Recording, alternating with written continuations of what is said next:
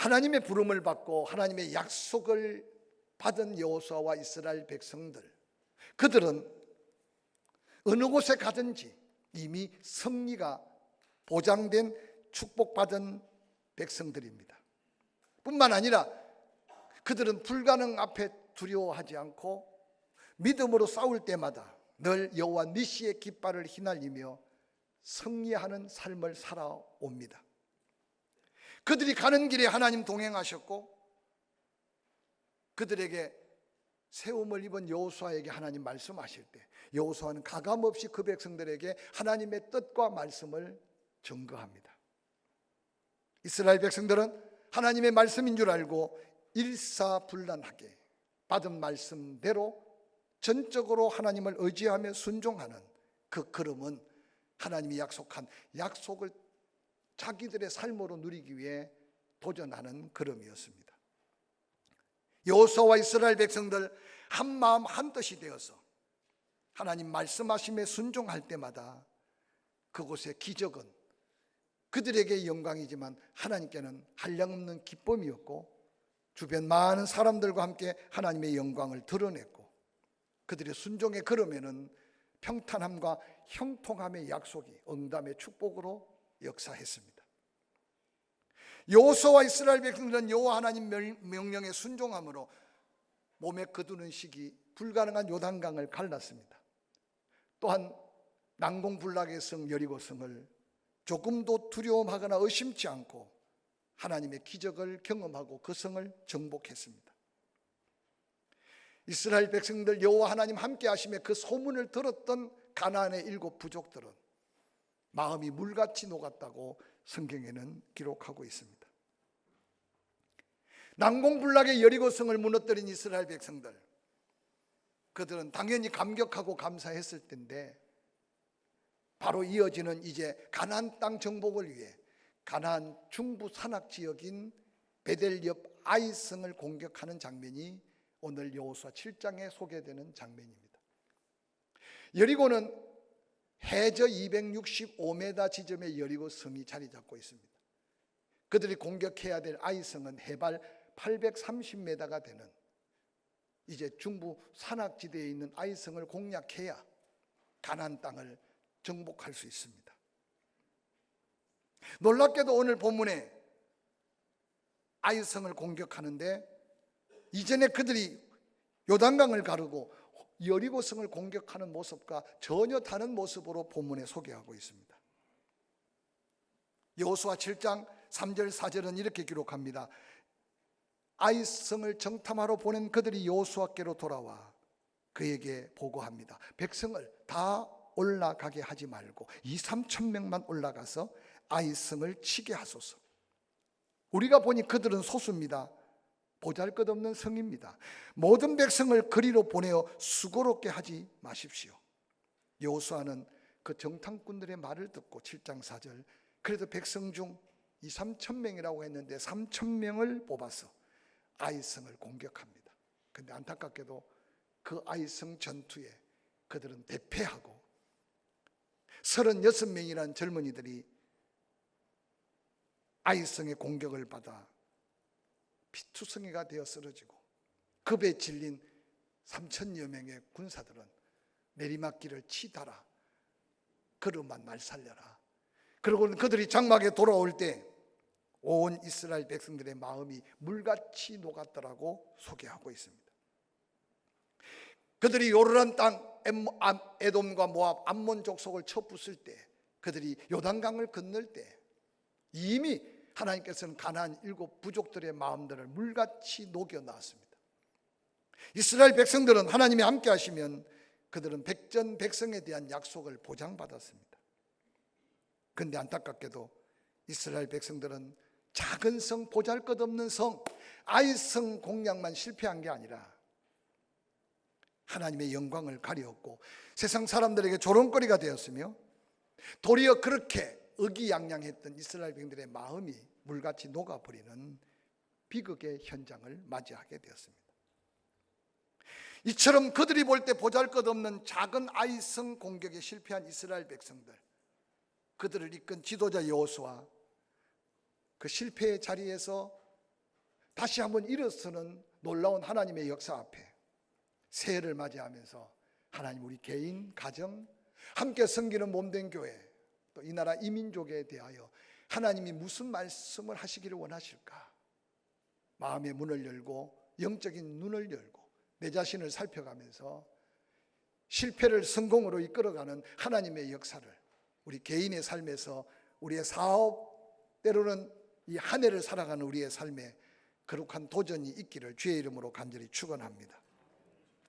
아이성 공격을 실패의 현장으로 이끌기 전에 놀랍게도 본문 여호수아 7장 1절은 이렇게 기록하고 있습니다. 이스라엘 자손들이 온전히 바친 물건으로 말미암아 범죄하였으니 이는 유다 지파 세라의 정손 삽디의 손자 갈미의 아들 아간이 온전히 바친 물건을 가졌습니다.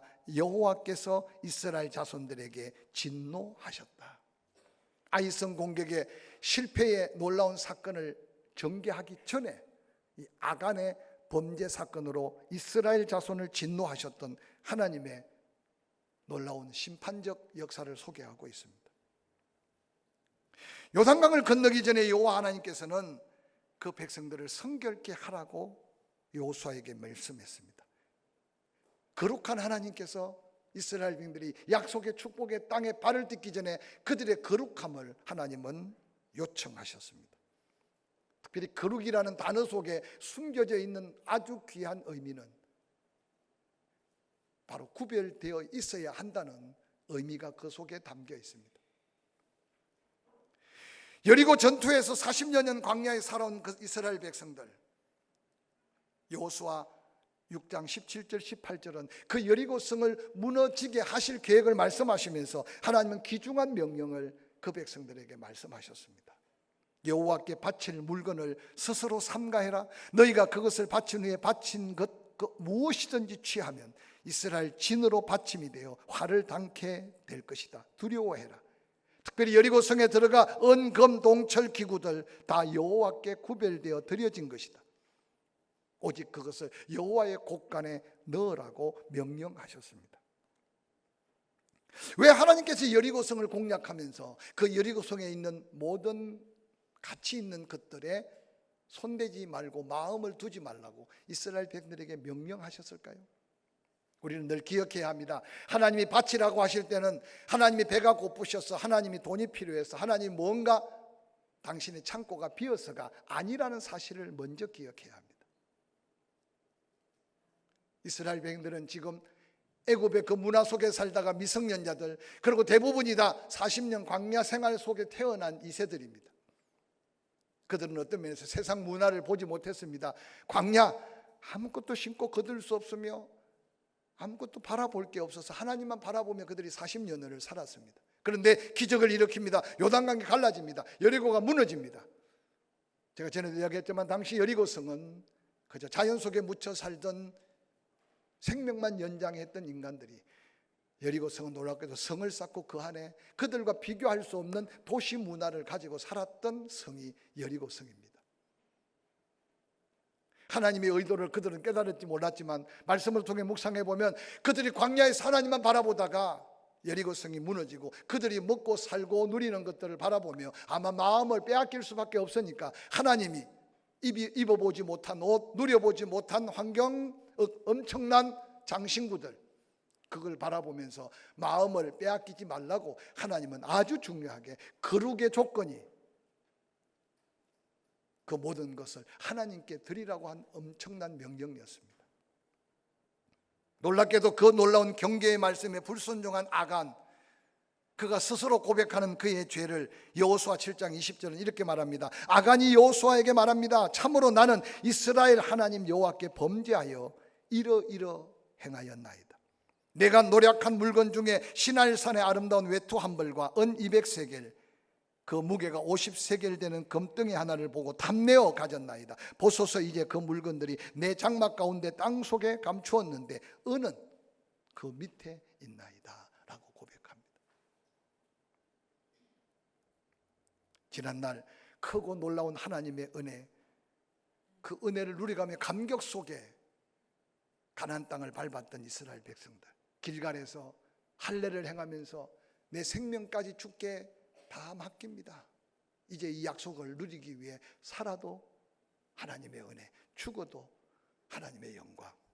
그런데 여리고 성 안에 들어가서 놀랍게도 모든 성도들이 그 말씀을 마음에 두고 이전에 한 번도 보지 못하고 경험하지 못한 그 문화적 차이를 극복해 가면서 승리를 하나님께, 그리고 모든 것을 하나님께 드리는데, 놀랍게도 아간 한 사람은 스스로 고백하기를 내가 그걸 보고 욕심이 생겼습니다. 내 마음에 욕심이 생기는 순간 하나님의 말씀도, 하나님의 경계의 음성도 듣지 못했습니다. 이제 그걸 내 장막에 숨겨놨습니다. 여러분, 신할산 외투 한 번은 입어봤겠지만 제대로 입어보지도 못하고, 그 귀한 은, 그 귀한 금 만져는 봤겠지만 써보지도 못하고 장막에 묻어두고 그 엄청난 민족적 비극의 원흉이 되었던 아간의 모습을 적나라하게 기록하고 있습니다. 죄의 삭슨 사망이라는 걸 모르는 사람이 어디 있습니까? 그런데 우리는 그 죄의 두려움 없이 때때로 거룩을 스스로 벗어 던질 때가 얼마나 많은지 모릅니다. 우리의 삶 가운데 항상 여호와 하나님이 함께 계시고 그 약속이 축복이라고 고백할 수 있는 삶을 이루기 위해서는 갖가지 유혹 앞에 다시 한번 말씀으로 우리 마음을 다잡고 다시 한번 성령의 감동 가운데 순종해 가면서 2024년 새해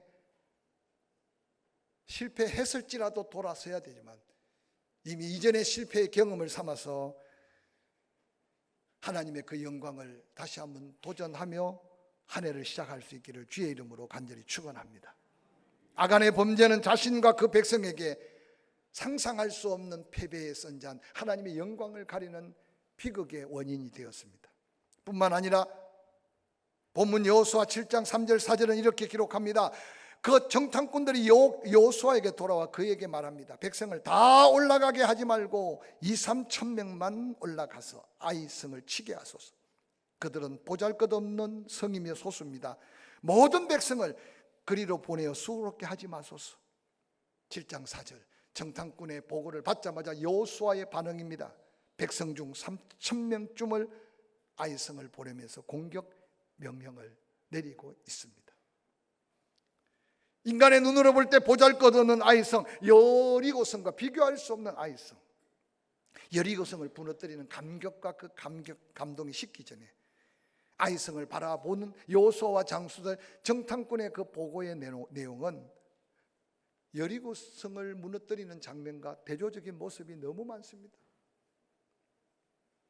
여리고성을 보낼 때도 정탐꾼을 보냈어요. 정탐꾼이 바라봤던 것은 그들의 인간적인 생각으로 바라본 게 아니라 하나님이 이미 여리고성을 어떻게 앞서서 행하시며 만지셨는지 기생 라합의 입을 통해 전해진 하나님의 역사를 그들은 믿음으로 듣고 보았습니다.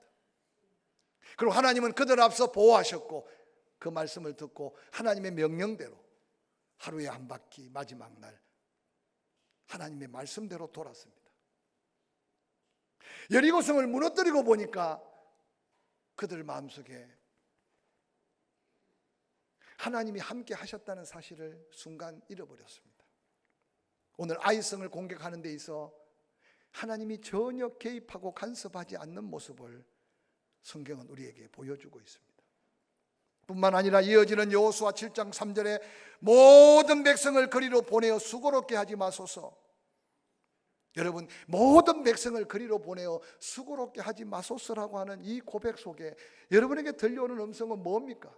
지금 여리고성을 무너뜨릴 때 모든 백성이 어린아이까지 말씀대로 돌고 돌아서 말하고 싶어도 때로는 참으라고 하니까 말하지 않고, 때로는 말하고 싶지 않은데 소리 높이 외치라고 하니까 죄여라고 외치고, 그때 여리고성이 무너졌어요. 근데 그 은혜를 감사는 잠깐이고 아이성을 보는 순간 너무 보잘것없는 거예요.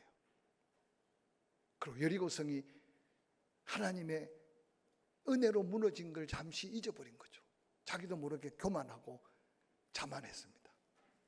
오늘 이 보고 속에, 결단 속에 하나님이 어떻게 역사하셨는가 묻지 않을 뿐만 아니라 어떻게 해야 될지 묻지 않았던 이유가 이스라엘 백성들은 어느 날 보잘것없고 작은 아이성 앞에 자기도 모르게 자만하고 그만한 줄도 모르게 고만한 이들의 모습을 성경은 우리에게 보여주고 있습니다. 모든 백성을 그리로 보내어 수고롭게 하지 마소서. 이 말 속에는요, 모든 백성이 수고해서 여리고성을 무너뜨렸다고 하는 교만의 발상일 수 있어요. 그러니 아이성은 보잘것없으니 2-3천 명만 보내도 그들이 백기 들고 성문 열고 환영할 겁니다. 자신의 수고로움을 염려하며 교만에 빠진 악한 마음, 그들의 모습을 그대로 보여줍니다. 그렇게 고백하는 그들 마음 중심에는 하나님의 크고 놀라운 은혜의 감사를 잃어버리는 순간 내가 뭔가 한 것 같아요. 내가 뭔가 이룬 것 같아요. 모든 영광과 능력과 승리의 축복이 하나님께로부터 주어졌다는 놀라운 사실을 망각하는 순간, 오늘 어리석은 이스라엘 백성들의 그 정탐꾼의 말, 그 말을 듣고 잘못 판단하는 여호수아와 이스라엘의 지도자들의 실패의 요인을 우리 개인의 삶에 다시 한번 돌아보시길 바랍니다. 뿐만 아니라 그들의 패배가 끝난 게 아니었다는 사실이 새해 연초 말씀의 주제가 됩니다. 그들은 그 절망스러운 실패를 딛고 다시 아이성을 향해 나아가서 승리하게 된 비결을 성경은 소개합니다. 여호수아 7장 6절입니다. 여호수아가 옷을 찢고 이스라엘 장로들과 함께 여호와의 궤 앞에 땅에 엎드려 머리에 티끌을 뒤집어 쓰고 저물 동안 기도합니다. 슬프도소이다 주 여호와여, 어찌하여 이 백성을 인도하여 요단을 건너게 하시고 우리 아모리 사람의 손에 멸망시키려 하셨나이까. 우리가 요단 저쪽 르우벤, 갓, 므낫세 반지파가 지금 살고 있는 거기 그냥 있었으면 좋을 뻔했습니다. 주여, 이스라엘이 그 원수들 앞에 돌아섰으니 내가 무슨 말을 하오리까. 가나안 사람들이, 이 땅의 모든 사람들이 듣고 우리를 둘러싸고 우리 이름을 세상에 끊을 겁니다. 주의 크신 이름을 위하여 어떻게 하시려나이까. 여러분, 기도하지 않던 여호수아, 하나님의 뜻을 묻지 않던 이스라엘 장로들, 그 엄청난 실패 앞에 기도하기 시작하는 이들의 모습이 우리에게 비춰주는 거룩한 도전이 뭔지를 살펴보시길 바랍니다.